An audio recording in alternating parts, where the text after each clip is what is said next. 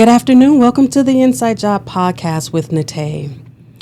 This afternoon, we have the beautiful Ayanna G. That's what we're going to call her.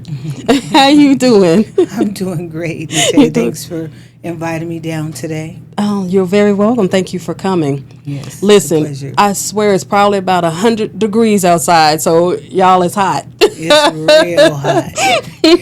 So I got my fan. Don't mess with me because I would tear this thing up. I understand. Listen, so Ayanna, she's an addiction specialist and she works for Craven Associates. We'll make sure to leave the information on the tag so that they can reach you in case you are looking for an addiction specialist, or someone who may be in need of some assistance with addiction. Is that a good? Yes, that's for sure. We're definitely here to help, and don't be ashamed. The first step is just coming on in, making that phone call, and accepting the help. Yes. No judgment. Never no judgment. Oh, I like that.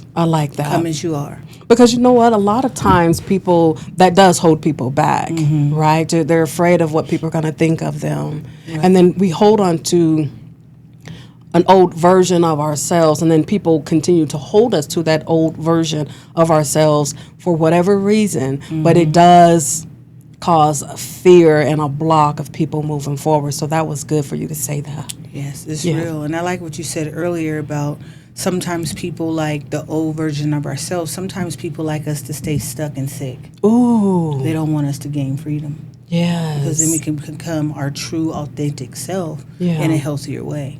Yeah. And you know what? It's easier for someone to deal with somebody that's in an unhealed version, because then you can kind of manipulate and do whatever, but a healed person sees differently. Yes. And so we're going to be like, wait a whole minute. You're not going to do this. Right. Because now we have clarity, and then we can kind of speak for ourselves from a sober mind and be more aware and more conscious and more sound about our choices and decisions. That's a fact. So how did you become an addiction specialist? Well, I have spent like 25 years in the field of just helping people in the community, from family, children, youth, individuals. And when it came to the addiction piece, it was lacking treatment. 90 days, 30 days isn't enough to fix lifelong trauma that has to be resolved. So one thing about being an addiction specialist, what attracted to me is that recovery is a daily practice, right? Oh, that part. It's not just a set time. 30 days, you're healed. That doesn't work that way. And then if someone has a relapse, they feel, embarrassed, or they're too ashamed to ask for help again because they're told that they should be fixed. That's not how addiction works. It's a lifelong disease that you constantly have to treat on a daily basis. So I wanted to be able to reach people and help them through their journey wherever they're at. Wow. Because that you're absolutely correct. Sometimes people get into these 12-step programs. I actually did a 12-step program. And it did help me while I was in that program. But when I got out of it, if you don't have, some other tools and skills and things like that to maintain that, you could fall easily. But then that was it. Like, there was no comeback for it. So coming to you offer more than those 20, 30, 120 days. They can have continuous counseling with you, right? And, some people, they just may need a few sessions to kind of get to reality of what's going on. And maybe they come in, every few weeks. But some people have to come every week because you do have to go deep. You have to get to the source of what made them sick in the first place. Yes, right? Okay. And so they're not just going to walk in, many people, and just tell you their whole life story in one session. Yeah, that's true. Now, some will. It depends on that person. But wherever they're at, I'm going to meet them where they're at, right? And we're going to get through this journey one step at a time. Like I mentioned earlier, I look at addiction a little bit differently, and it's scientifically proven. It is an addiction of the brain, but it's a hijacked brain that has to be unhijacked and retrained so it can heal properly, right? If a person's a diabetic, they have to take insulin to get well. Facts. If a person has high blood pressure, they have to manage their diet, exercise, and take medication possibly to maintain the blood pressure. Yes. Same thing with addiction. You have to come up with healthier coping skills to replace those times that you would use your vice. Ooh. It could be sex, it could be gambling, it could be cocaine, it could be alcohol, nicotine, whatever your addiction can be, even toxic relationships. Oh, come on, you better say that. Is a form of an addiction. Yes. And so when you get healthy, you start becoming mindful of your reality, like you said, having a sober mind, so that you can navigate through this thing called life a lot easier but free, because you're sober. Ooh, pin that. Sober. Yes. Yeah. And I love that you point out that addiction isn't just, you can be addicted to anything. It could be a behavior. Doesn't have to be a substance. Yes. It can be a behavior. You can have a shoe addiction. I'm not telling on myself or nothing, but it's the truth. Those are facts, right? No, honestly, I did. Yes.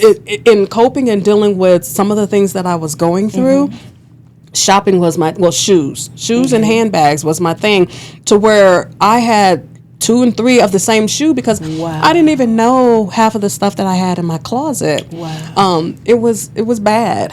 It was bad, and I had to get a grip of mine when I was in therapy. So that's good that you mentioned that addiction doesn't just mean a substance.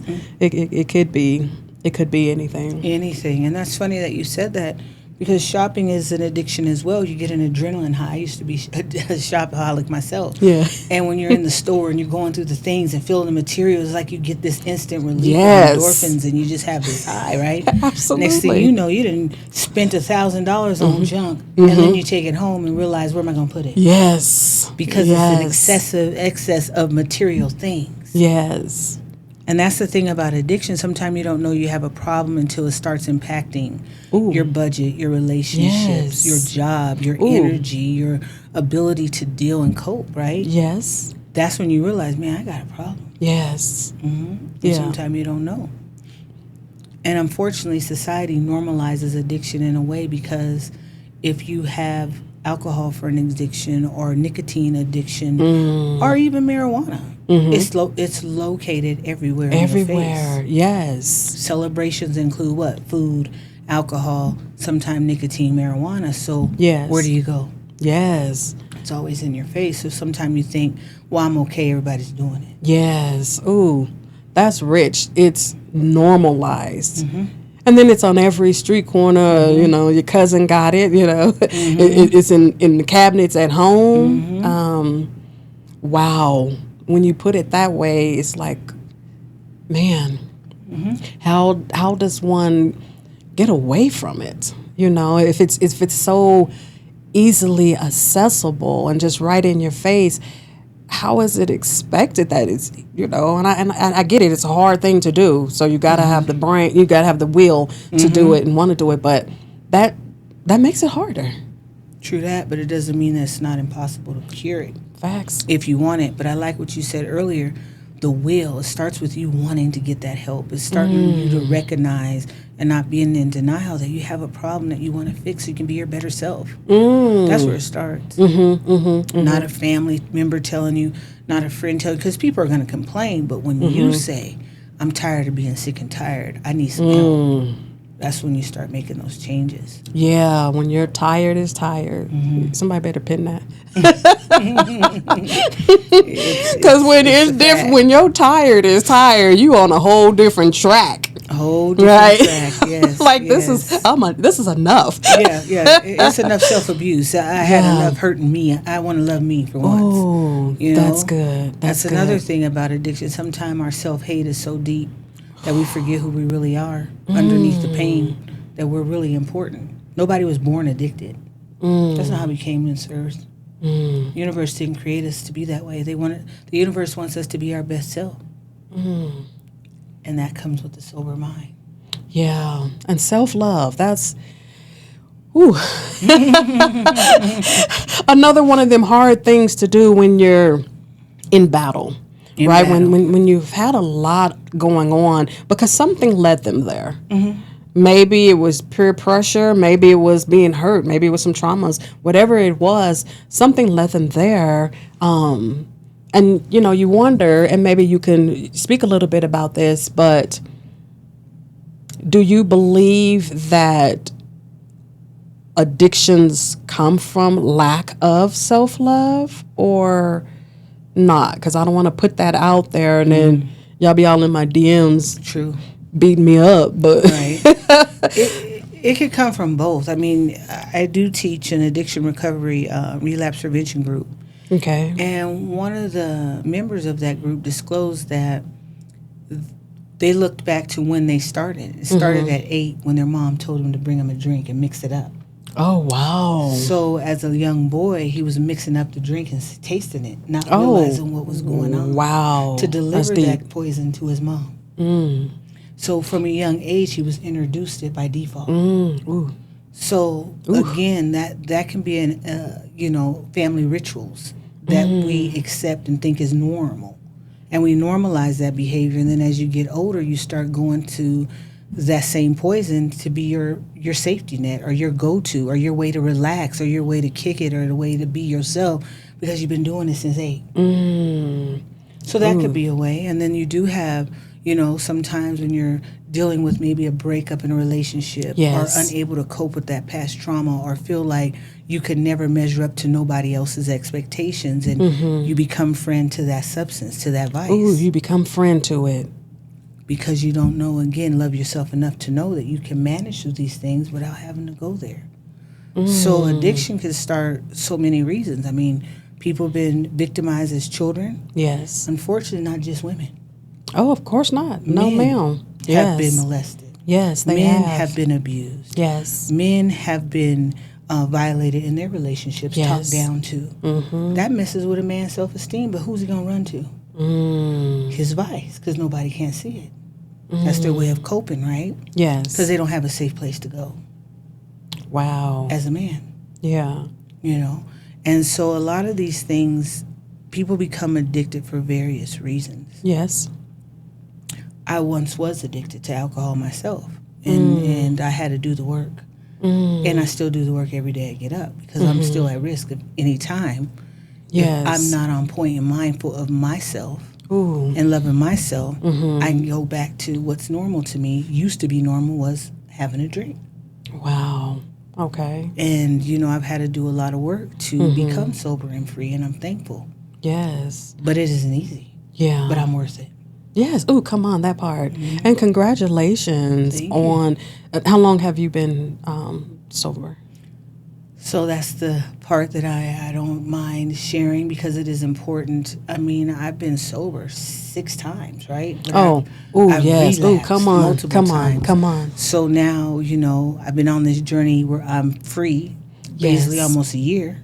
Yes. And, amen. Congratulations. It ain't easy, but I'm still doing it, right? Yes. And that's what I like to tell with, the people that I work with. They feel that if they mess up, it's over. And it's not. And they beat themselves up, guilt trip themselves. Yeah. No. Learn from this. What triggered you? What can we do different? How can we get you back on track? And let's move forward through this. Because you're still a human being that has an addiction, which is a disease. Yes. That they're going to have to work on for the rest of their life. Yes. What a powerful thing to have been what you are now teaching. So you have the experience that you can share, which makes it a lot richer, right? We can learn from books and things of that nature, but experience can be a great teacher, sometimes a greater teacher, because you lived it. So I think that's very, very powerful. Now, do you tell your students, your groups, about your struggle, your past struggles and how that works? Do you ever disclose that to them? So when you're teaching relapse prevention, you got to come real and be your authentic self. So I disclose that day one. Ooh, good. Because how can I expect them to open up to me? Oh, you better say and it. I can't even be real with them, right? Yes. And when I do that day one, they're like, you? Wow. Yeah, me. Yeah. Addiction doesn't have like all just certain demographic groups. It's different age groups. It does not. Different socioeconomic groups. Yes. Addiction doesn't discriminate. So yes, me. Wow. Yeah. Yeah. Well, they see this powerful, strong woman on the other side teaching us how not to do. I would probably be looking like, that can't be true. Like, you over it, you know? So I think that's a great testimony to show people, like, yeah, you can be this too. Yes. You know, you do the work. Yes. You can heal, you can maintain it. Yes. Right? Because, you know, as you know, and as we've talked about it before, healing is a continual journey. It's a continual journey, a continual process of growth and change. Yes. Right? And so, though you may have had the battle at one point, you know, your fight to be where you are right now, you know, now you're able to help somebody else get through. I think that sometimes things are allowed to happen so that the grace of God can be shown through us. Yes. And it to help the next person, right? We always complain, maybe not always, but we oftentimes complain about the struggles that we are in. Like, dang, why is this happening to me? But then we can turn around and use it for something positive and something good and beneficial when we do the work to get to this place in which you are. That's a fact, because even you mentioned God, you know, I mentioned higher being, and it is God. It's even biblically written that even the things that are, you know, against you, that God would turn around for your good. And he does ask us to use our testimonies to help his other children, to lead them, right? God knows we're not perfect. Yes. Hey, but he's here to walk us on the journey, right? Yes. So, again, sometimes you have to go through different storms to find your real destiny in life and purpose so you can help other people. I don't look at my addiction as a cripple.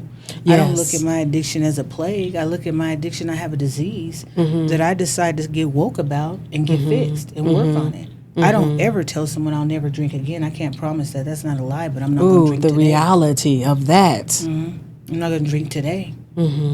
I could never tell someone I'll never drink again. How do I know? I don't even know if I'll wake up tomorrow, right? Wow, but today Ayanna. I know I don't want to drink today. Yes. You know, and that's what I kind of tell people. Don't pressure yourself like that. That's too much pressure, right? And when we get pressured and stressed, that's when we revert back to those vices. Those are our old coping skills. You don't have nothing to prove. You woke up today. What is your purpose today? That's what I, give people, because I don't want to stress someone out to be healthy. Yeah. And you know what? That's some real stuff right there. Like, I can't promise you that I'm not going to have another drink. I'm not going to do it today. But I can't guarantee that it won't happen, but I'm going to continue doing the work. That is so real. That is reality. Reality. Right? And then it does release some of the pressure because, when you're battling addiction, we put this pressure on ourselves, like, okay, I'm not gonna ever do this no more. I'm not ever gonna, right? When you're right, that's not a guarantee. We can do the work to maintain and hope that we don't, and use the tools that we have been given. But people fall down. You know, I fell many a times. Like you said, you've come short. I think it does get, well, for me, it got easier because I can only speak to myself. Every time that I fell down, it became easier to not. Right. Because then you got to deal with that self-beat abuse. You're just ashamed and all of that. And dealing inside of that, I think, is where the growth developed for me. And I'm like, it's not that it doesn't come up. Right. It comes up. I just now am, strong enough to maintain it. But could it happen again? Of course. Right. But it sounds like you're healthier enough. You're healthier enough to get through it easier.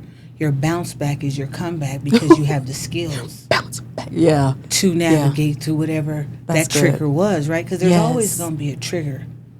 They're never going to go away. But it doesn't mean you have to cave into those triggers. You're stronger than that.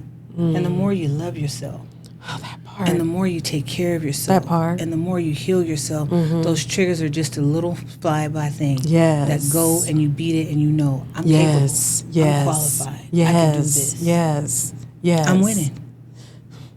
I always win. That's it. That's a fact. That's it, right? Yeah. But if you sit up there and use those triggers as your setback over and over and not realize crutches. That you're caving into your enemy, that has no power, really. It doesn't.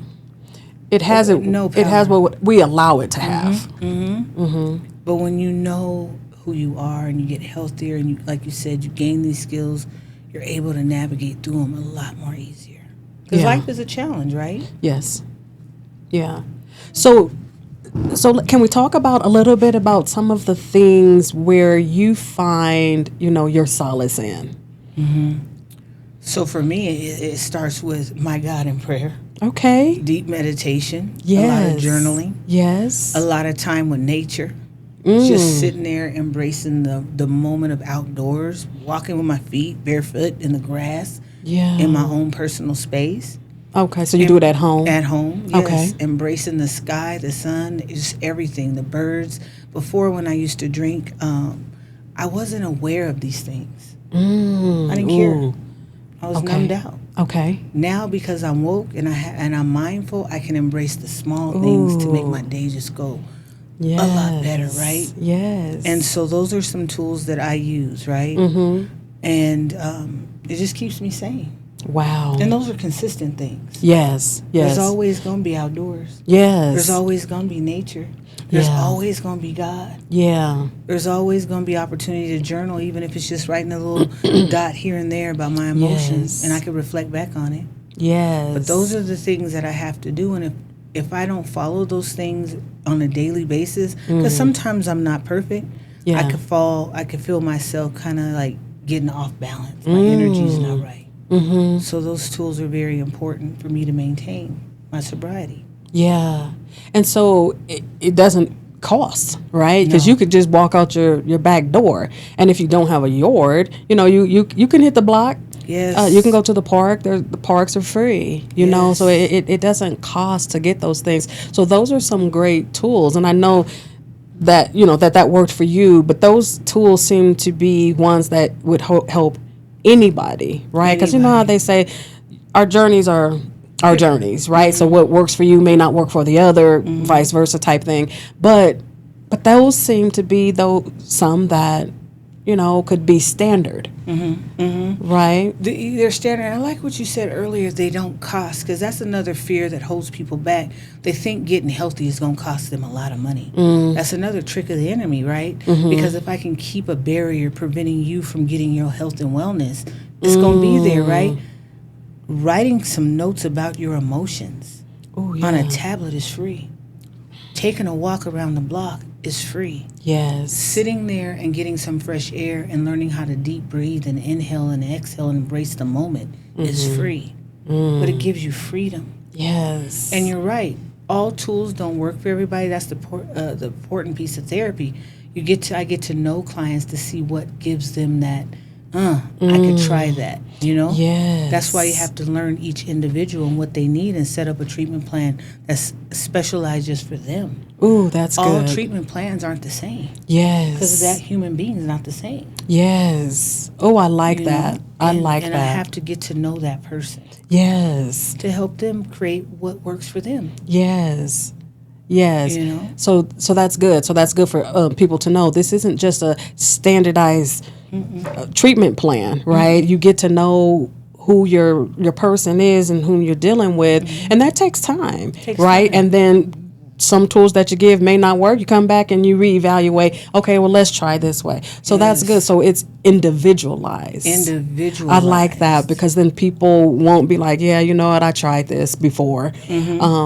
And it didn't work, left me here, left me there. But let's still come in and talk. Let's still come in and let's have a conversation and see what would work for you. Yeah, let's try a few things. Yes. I laugh. I have a gentleman in his early 30s, and he's trying to find himself as he's working on the sobriety. And he asked me, well, Miss Ayanna, what do you do? And so I talked about nature, and I talked about a year ago became a house mom. a houseplant mom, right? Okay. So in the winter, I have my house, my plant kids, and in the summer, I have my outdoor ones. The other day, he came in and said, Miss Ayanna, guess what?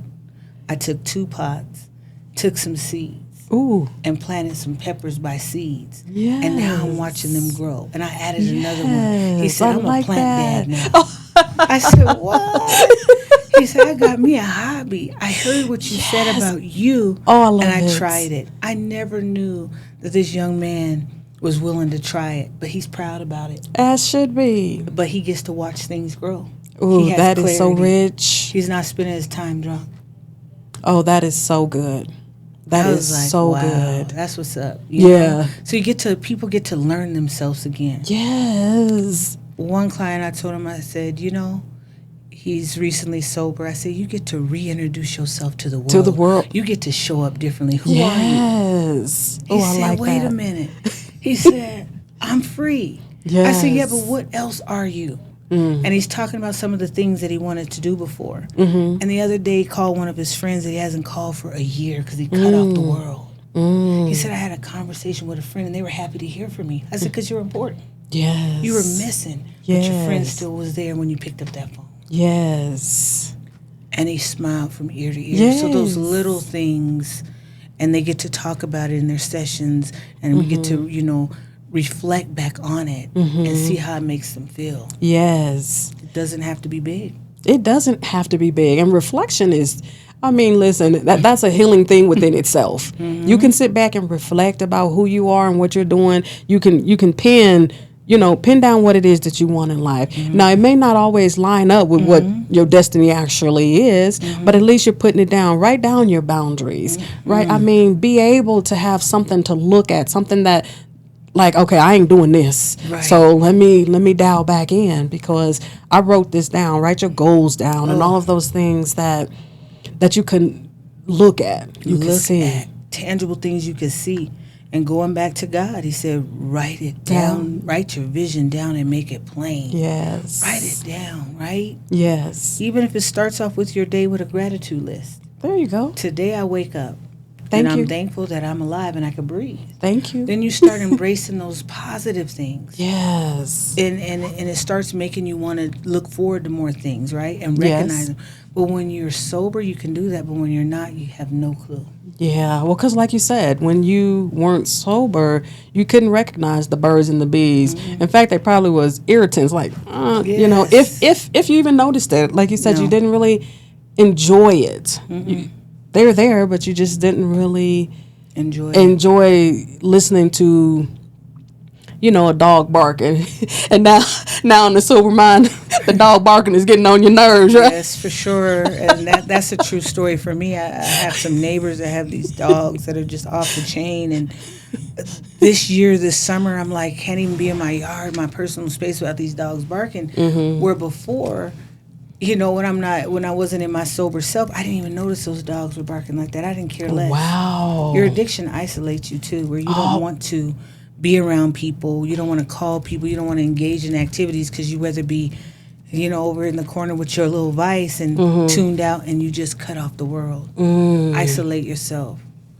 And so you didn't hear the dogs barking. You just didn't hear around you. Didn't hear. I like you said it. Numb. Didn't hear around me. Wasn't even presence of what was going on because I was so caught up into that addiction, and that's scary, right? You miss so many opportunities. Absolutely, because so then you hear stories like, what, I just didn't know. So that's true. It's real talk. True. Yeah, it's real talk. You don't have your sound judgment. You don't even know the dog is barking. So the danger about that, you can walk over there and that dog eat your butt up because you don't even pay attention.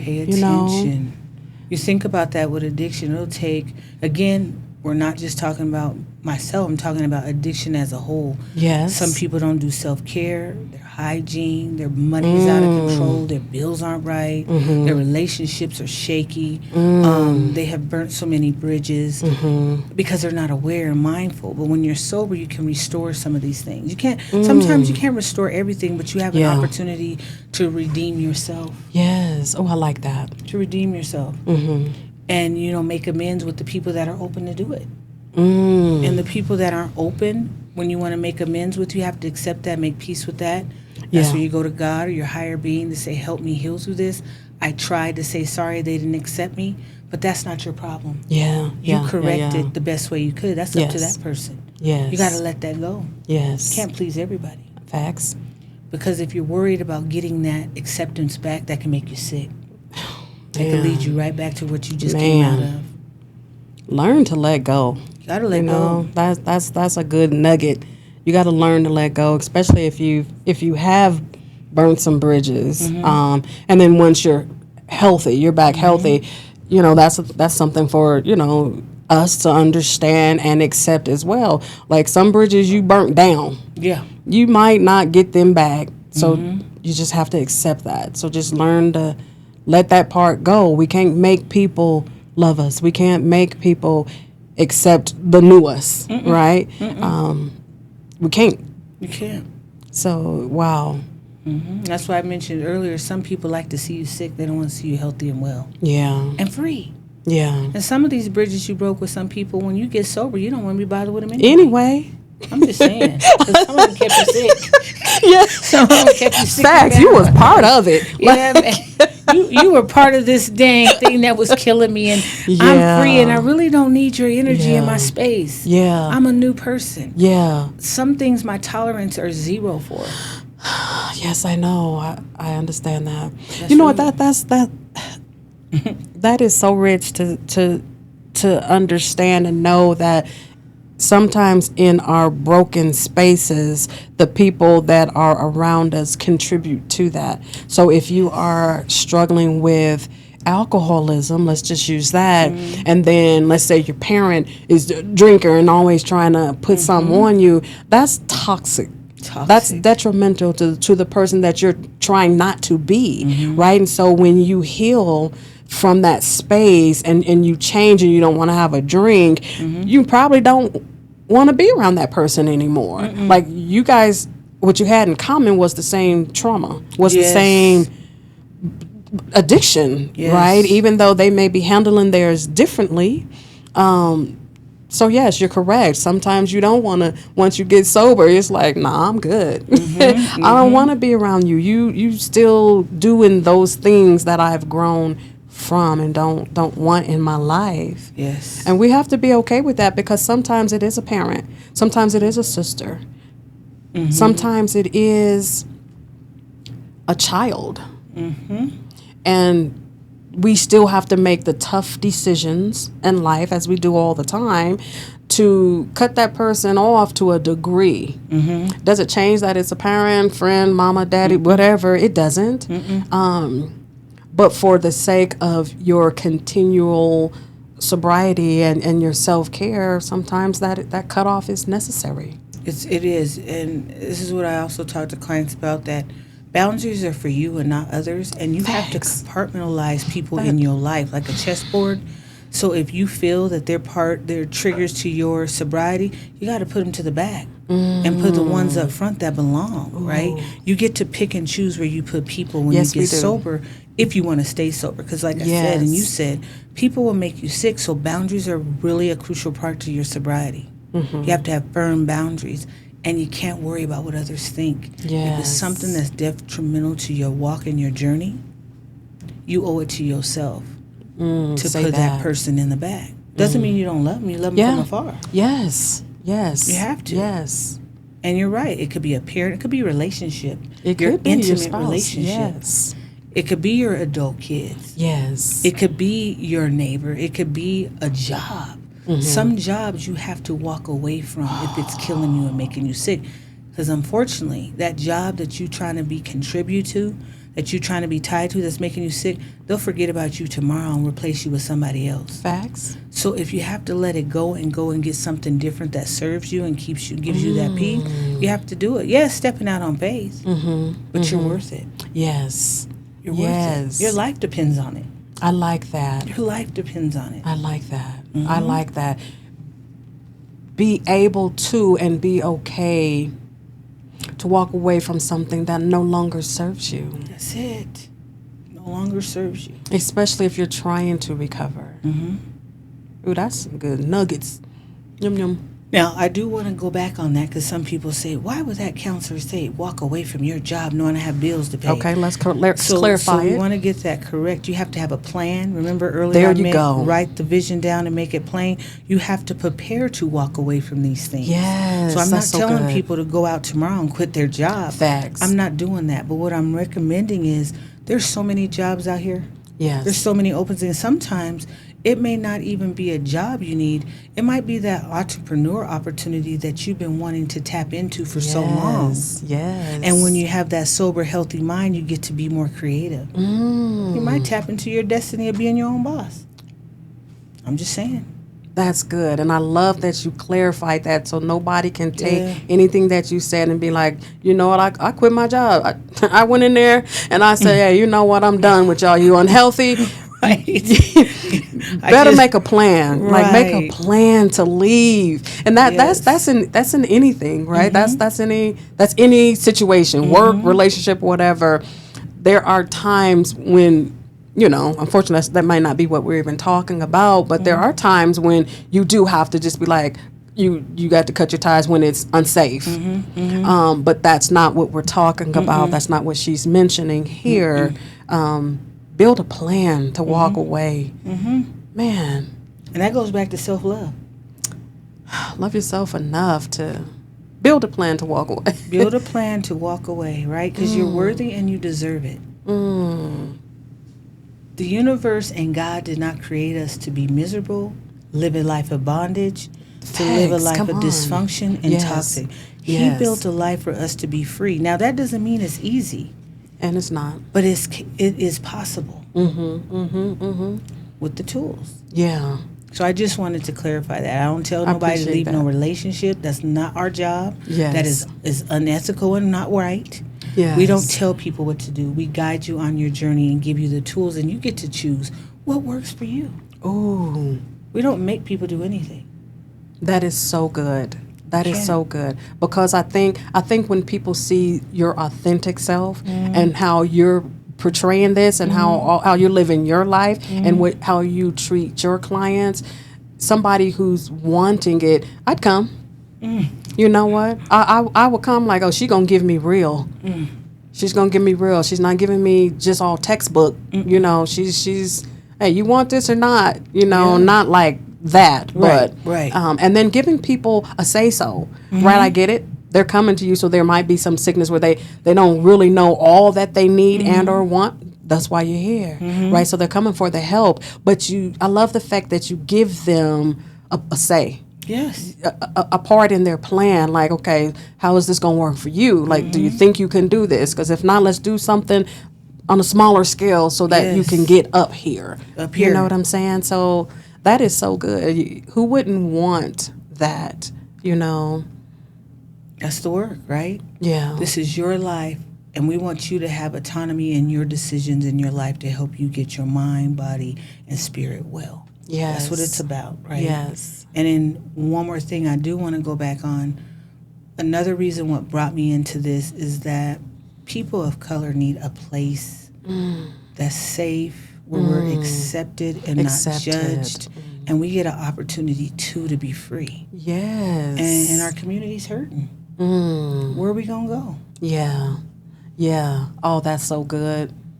I love that. Where are we going? Providing a safe place to heal. To heal. Right? Because we could go somewhere else and have the fear of being reported. I like that. you said it, you know, like that's why some people don't come into therapy, because who's going to report? Well, clients have to understand we are mandated reporters if you're harm to self and others. Yeah. Other than that, it's your safe zone. Yes. It's confidential. Yes. Believe it's something that. we can't just go and talk about. Yes. By law, we are mandated. Yes. To report, but by law, we're mandated to keep your stuff confidential. Yes. It's your safe place. Yes. You own that space. Yes. Yes. They're just here to help you. Oh, that is so good. That is so good, Ayanna. Wow. You know, so as we're, coming a little close to the end, one, I greatly appreciate the wisdom that you have given here. I thank you for your vulnerability, because your testimony will heal somebody else. I mean, look at where you are. That work, I mean, that wasn't an easy journey for you. Mm-mm. So that work paid off. Yeah. Right? And now you're returning it back.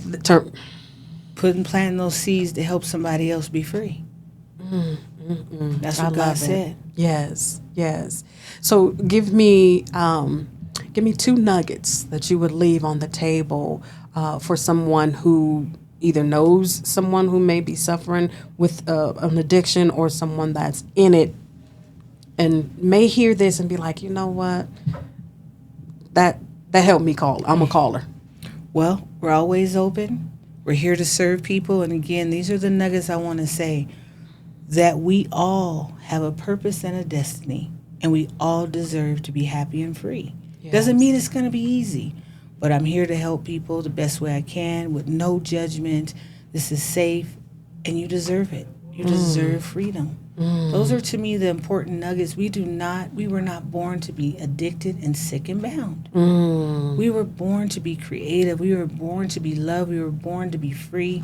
And sometimes we just need help for someone to help us identify where these broken pieces need to be mended. That's all, and that's what we're here for. So those are the nuggets. You deserve to be well and free. Yeah. And you know what?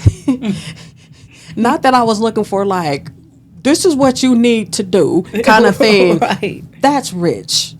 Because that's it. Right? That's it. That's it. That's where you start. Now, she goes more in detail, I'm certain. Yeah. You and your the organization that you work for, I happen to know, and I know that they walk up out of there free. Yes. And, changed. Yes. I know what I want to say. I do. Craven and Associates is, I have a master therapist that I'm under. This, that runs our counseling agency, and he is a male of color, and as you see, I'm a female of color. Yes. And that's good, because we have a place that's targeted for the community to come. Yes. To see people that look like each yourself, other. right? And have some relatability. Yeah. It does matter. It does. It does matter. You guys have something more to offer. I'm not saying that other agencies who aren't of color can't do it, but right. but you guys give something more to it. That relatability is some serious stuff. Because when we're fooling, we roll differently. Yeah. Our families are different. We just deal with each other differently than we're different. Yeah. And it's not a bad thing or a good thing. It's just different. No. And if you don't understand it or know it, you can give me the wrong information. Yes. And I'm out here trying to recover being under what your guidance is, that how it works for your family, when that's just not how the community that we're in rolls. No. And don't get me wrong, we help people of all colors, all Absolutely. genders, of all ages, Absolutely. and all backgrounds. Absolutely. But, as I had to go to counseling to get myself healed, I had to have a male African-American counselor that helped me dig deep, helped me work through my stuff so I could be free and I could be healed and I could be sober today.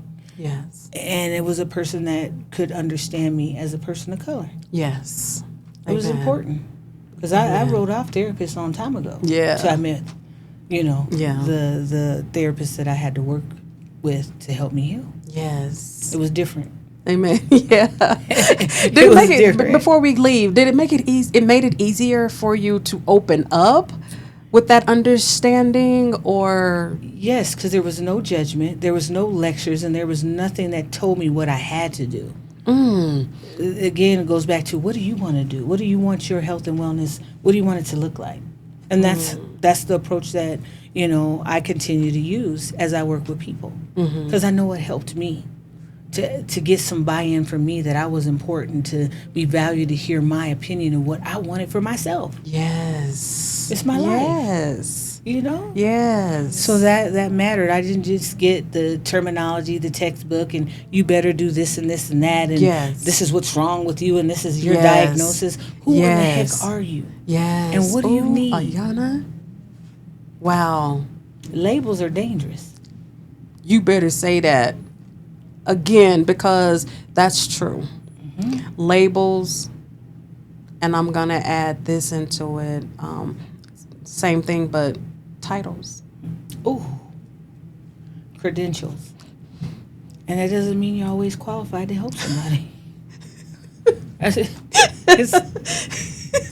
And again, we judge nobody. Yeah. We're all here. Yeah. And again, I'm just here to welcome people. Okay, well, thank you so much. You're welcome. Thanks for this opportunity. Having me come down today. Yes, I greatly appreciate it. Listen, we will leave Ayanna's information at the end of the video. You will have her contact information. And again, you know, you sat here, you just heard the realness of this woman who was vulnerable enough to share her own story. And how she maneuvers and works with another individual. I just think I'm excited. I'm excited for y'all to call her to, you know, for your loved one who needs help or for yourself that needs help. I'm certain that she can help you recover, come out a changed person, and stick with you as you're walking through it. Yeah. And understanding the downfalls and the ups to it. Yes, indeed. Yes. So thank you again. I appreciate you. I love you. And, you know, if you ever, you know, want to come back on here, you are very welcome to come back on. I look forward to hearing some more stuff. All right. Well, again, thank you. This was a great opportunity that you even have a platform where we can come and share what we do and talk to the community, because this is important. We have to have a place for us. Yes. Thank you. Yes, absolutely. Mm-hmm. Absolutely. So with that, thank you for tuning in, and we will chat with you next time. Have a good one. All right.